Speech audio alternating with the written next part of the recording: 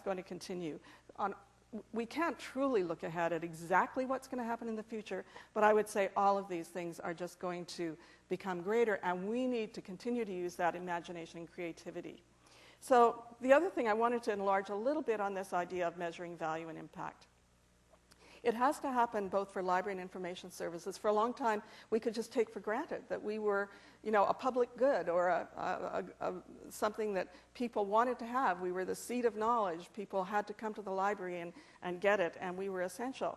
Now it's really quite different, and people really want to know what difference we make to outcomes. Mary mentioned outcomes, and IMLS has done a great job of providing us with some tools for learning about how to do outcomes research. I'd encourage you to go and look on their website.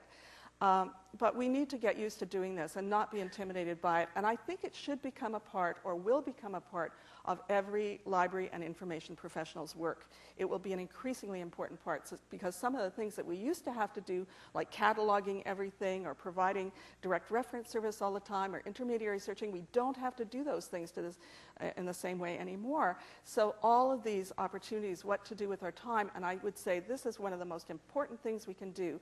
We should also look for opportunities for becoming involved in the evaluation of higher education in general, because they also need outcome measures, and the library and information services are part of that. So look for opportunities to serve on committees, like go out. I think all of this will only continue to increase. I would love to see, in my ideal future, closer links between researchers and practitioners. We already have a lot of that going on at CILS, and there's certainly was some at Toronto, but I think it's just a little, not as much as we could possibly do. We need to really keep in touch with our alumni in our programs, and keep in touch with our users as well, but also our alumni, and figure out what are the critical problems, what are the problems that they're facing, and how could research, and often it's evaluation type research, help with that. And also, I would really like to see us move towards an application of evidence-based practice in our field. There is an evidence-based library and information practice journal. It's open access. So you can go to it anytime, just Google it and you will find it. And it's a very good peer-reviewed journal. And it's really setting the stage, and it's an international movement. In fact, the US, I would say, is behind. It started in the UK and Canada. Australia, we've hosted the conference once here in Chapel Hill. It's been in Sweden. The next time it'll be in Saskatchewan, Canada, if you want to come next summer. It's a lovely place to visit. But it truly is something to keep your eye on, and for something, I think, for in the future, for us to set our sights on as having our own version of evidence-based practice, which will be different from the evidence-based practice in the other professions. Almost the last thing, workforce issues in library and information science. These are known as the Willis studies. They were funded by IMLS. Deep thanks for that. And there were two stages to our studies. We did an in-depth career study of LIS graduates of North Carolina programs between '64 and 2007, and then another study of recent graduates of 39 LIS programs in the US and Canada. What I've learned from this, besides a lot about what people in our field are doing, is that we really have a need for alumni data for ongoing monitoring of the workforce and for strategic planning. One of my frustrations when I was the dean here at CILS was that there was very little of this. We don't know on a regular basis what happens to our graduates, and I think we have to change that, which means we need to keep more in touch with you as our alumni. We're starting to do wonderful profiles now on our website and in our newsletter about what you're doing, so keep in touch. And we need to sort of build that community of researchers, of educators, and of you, the practitioners. And I think if we keep that community really alive and keep imagining and creating together, we're going to have a much, much more successful future. And of course, that always keeping our eye on our users as well, and sharing that information so that we can really all learn from those observations. So our workforce challenges in our field are major. And I'm always surprised by how people aren't truly paying very much attention to this.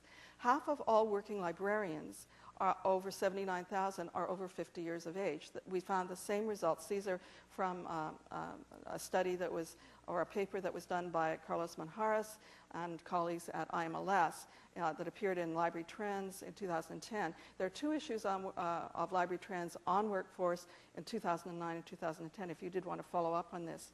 We currently graduate about 6,700 graduates a year, although there are new online programs that are larger, but we can't assess their impact yet. But age-based attrition will likely outpace the supply of new graduates, according to Manjares. And we have a huge diversity challenge. 79% of the current librarians are non-Hispanic white.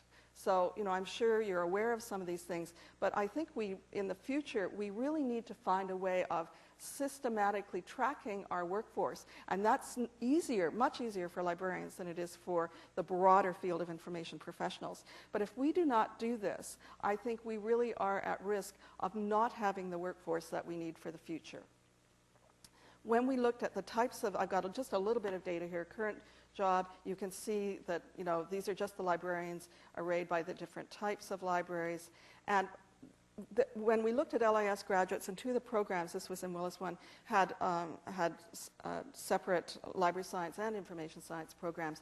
But we looked, are they all going to one environment? And they're all over the place, as you can see from this long list of places where they're working in addition to libraries.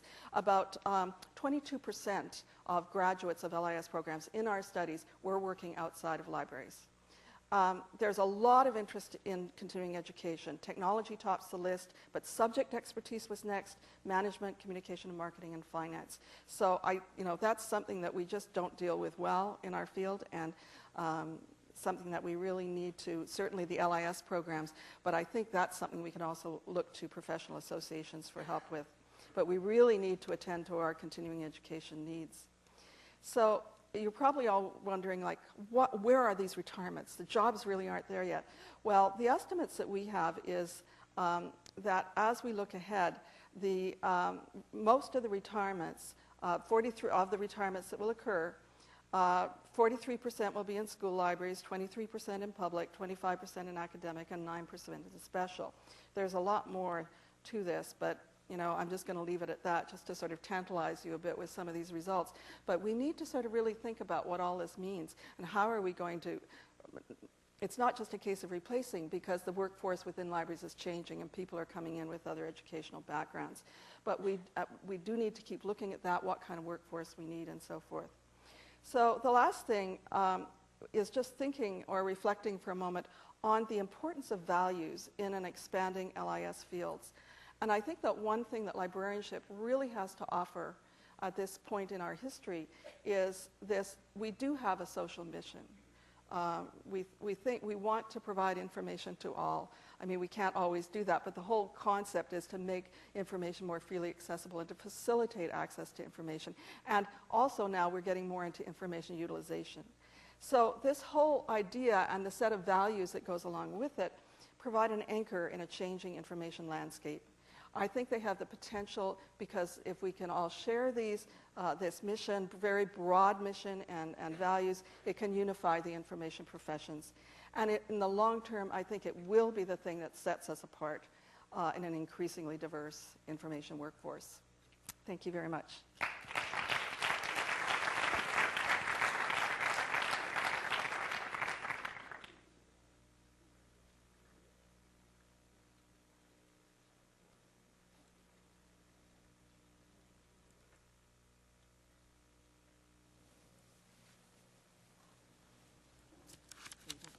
Thanks.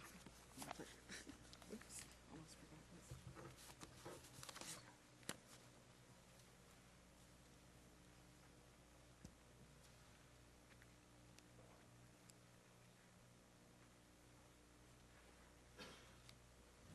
I'm really looking forward to 2050, when we won't have all these devices to deal with.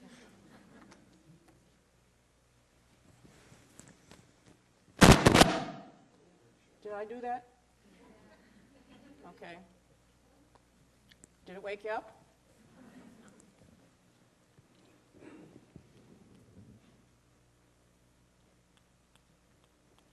Okay.